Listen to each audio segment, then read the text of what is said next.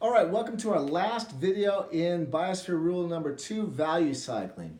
We're going to dig now a little bit into some of the criteria, the enablers that allow a value cycling to be successful. First of this is material content, and this is actually a challenge that trips up a lot of companies and a lot of people who, in the way they think about deep loop value cycling or value cycling in general and circular economy. And I'll give you a cautionary tale of polyamide. Okay, so polyamide was a big industrial factory built in Germany in the year 2000, and it was built to address this problem that European governments were noticing, which was carpet waste. The vast majority of carpet at the time, well over 80%, was ending up in landfill, and that landfill space then was becoming problematic because people didn't want to build more landfills. And so the government was putting pressure on European carpet manufacturers to begin recycling. And so their solution was polyamide. And the idea was that polyamide would take in carpet and recycle the valuable part. And so here's a little cross section up here of a carpet. Carpet is made of two parts usually. There's something called the backing, which gives it stiffness, and then the soft stuff are actually these loops of fiber. They're kind of like yarn loops. And the valuable fiber here is nylon. So, and the idea was polyamide would recover old carpets, sort of cut off that nylon, and then put it through a deep loop value cycling, a depolymerization process, and use it to build brand new, or use it to manufacture new nylon. And so it was a big, expensive project. It was opened in 2000, and within 3 years it was shut down and bankrupt.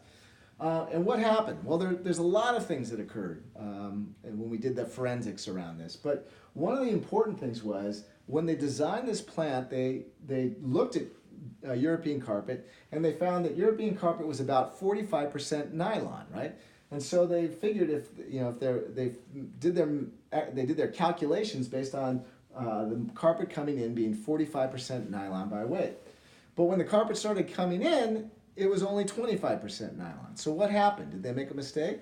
No. What happened was carpet manufacturers, in sort of good intentions, trying to be environmentally responsible, were pursuing an eco-efficiency strategy of dematerialization. So dematerialization is you're trying to be efficient, making more product using less material, right? So if you can produce a carpet that works as well, that's only 25% nylon instead of 45% nylon, you're being more efficient, right? Well, that makes sense from an environmental perspective if at the end you're going to throw the carpet away, all right? So that makes sense in the context of a linear value chain, right? If when the carpet comes to the end of its useful life, it's going to go in the landfill, if it has less nylon, it has only 25% instead of 45%, you're producing less environmental damage, you're producing less waste. Okay, that made sense in the context of a value chain, but in the context of a value cycle, it was disastrous. Because in order for this plant to be efficient, you needed a certain amount of nylon, right? You needed a supply of nylon that was sufficiently rich enough that you could make the economics of this work. So you have to think about now your product, in this case carpet, much like a gold deposit, as we talked about before. A gold deposit that's 45% gold is probably pretty attractive. It's probably worth worth the effort of trying to dig out the gold and extract the gold and refine the gold. But if it's the gold mine's only 25% gold, that's probably less attractive. All right. Same thing here. A 45% nylon carpet is a rich nylon deposit. So in the context of a value chain, dematerialization actually is a counter strategy. It actually undoes or undermines the economic viability of this closed loop, deep loop value cycling. Okay, and it's not just polyamide. Coca-Cola and the beverage industry has been pursuing dematerialization for a long time. They call it lightweighting. So a Coca-Cola bottle from, say, 10 years ago might have been 36 grams. One today weighs about 22 grams. Again, this makes sense in the context of a value chain. If you're going to throw away that bottle at the end of its useful life, then if there's less material in it, you're throwing less away, and so it's less environmentally damaging. The problem is when you put it in the context of a value cycle, which is exactly what Coca-Cola was doing. Coca-Cola wanted to recover and begin blending or adding recycled content into their plastic bottles, and they wanted to do it ever increasing quantity. So maybe initially 10% recycled content, and then in a few years 25%, and then 50%, and then at some point they hope to get to bottle closed loop cycling. The problem was, if you had a lightweight bottle, you could only put about 10 to 15% recycled content into the bottle, before which you began having performance problems, like the plastic didn't hold together as effectively. But if you made it slightly heavier, you could quickly put 50% recycled content. So again, this lightweighting, which is an eco-efficiency, it's an important environmental strategy, makes sense in the context of a linear value chain. It is actually counterproductive when you're trying in many instances, when you're trying to create a value cycle, right?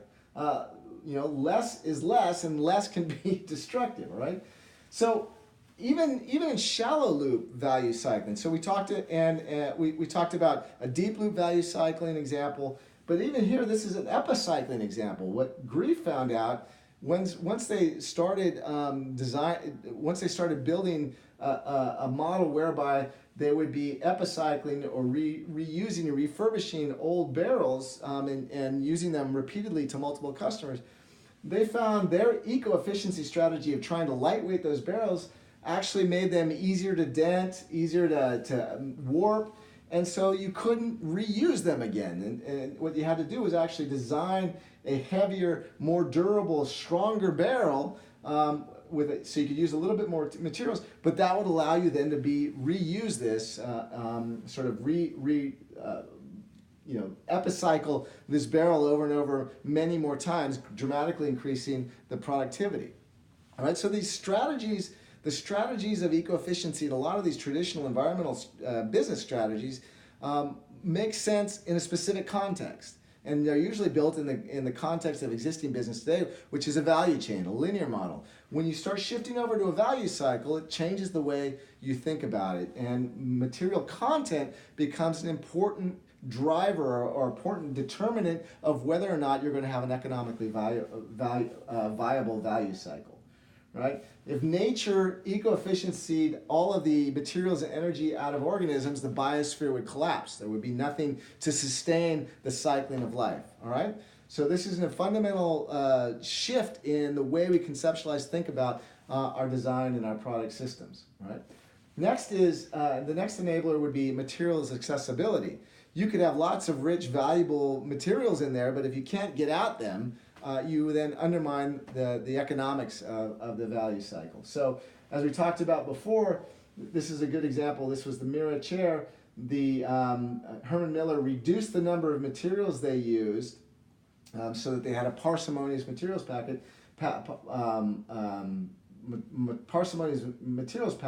but then they designed the chairs in such a way that you could easily access those materials. It was easily disassembled. It didn't have these irreversible fasteners. And there's a whole science around this, whole design science around this. Often goes under the nomenclature of design for X. And X can mean design for recycling, design for disassembly, design for end of life. Right? What I would often say this as is design as if. And design as if, the as if part is the context in which this product is going to exist. If I'm designing as if it's a linear value, sell it and forget it model, I will design one way. But if I design it as if it's going to be part of a closed loop system, I may be responsible or wanting to get that product back at the end of its useful life and reutilize the materials and components in an economically viable way.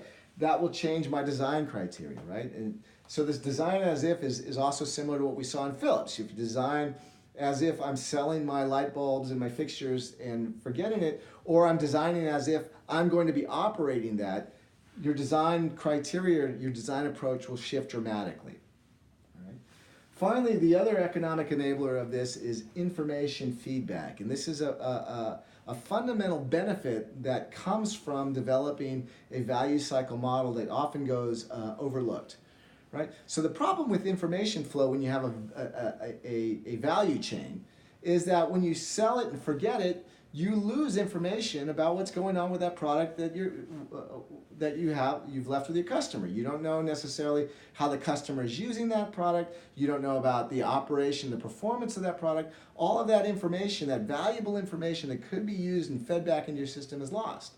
But once you begin design for as if it's part of a closed loop system, now suddenly you have built in by the very nature of the closed loop system an information feedback. You have a reverse flow. That product is coming back to you and you have an opportunity to learn a lot about that product and the relationship between that product and the customer. So it becomes built in. And a good example of how this is used profitably is Fuji Xerox, the example we talked about in our previous lesson. Once Fuji Xerox began taking back components, they began to learn a lot about how their customers were using the product. You know, were they letting it run and producing lots and lots of copies over a long period of time, or was it being used in short bursts? All of those sort of operating habits or characteristics influenced the way that the components and the elements of the copier was being worn down. They also began installing sensors and information gathering in there that would tell them about the components and how they were working, and such that they would be able, from these sensors, begin to get signatures. And if the certain sort of vibratory or other physical property signatures began to become apparent, it was sort of like a warning light saying, hey, this component's going to go out pretty soon, and they could proactively get out there, replace the component or fix the component before it actually broke down, which enhanced then obviously the customer's experience. All of that was made possible because they developed this shallow loop value cycling, and they were actually having these components and products coming back, which was providing valuable information for them about the design of the product, the use of the product, its failure, its qualities, etc. All of that stuff became valuable. Right?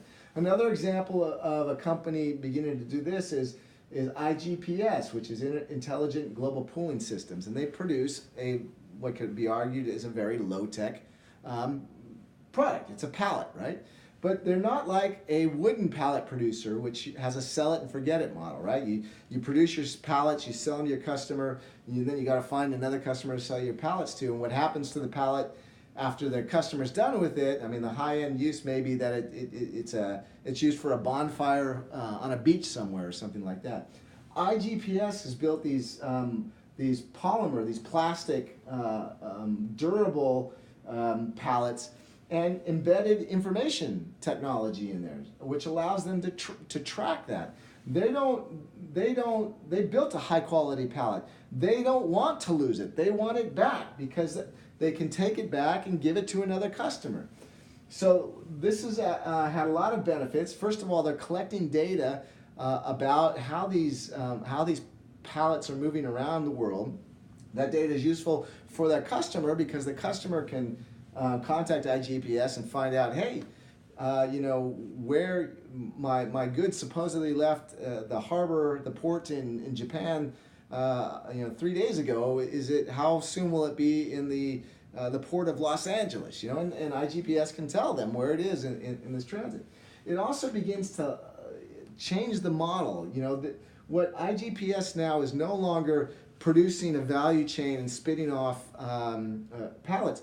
What it is producing pallets and then managing this installed base of products that are cycling around the world. They can begin then to optimize that cycling, begin to optimize the distribution and use, and collect data on that allows them to refine and improve the economics of their business model. Right? So it's a very different opportunity, and it begins when you start building in the back loop, the closed loop part of the value cycle. You have opportunities to begin capturing this data, and it opens up then the potential of taking advantage of these new innovations around big data and the potential of the Internet of Things, of being able to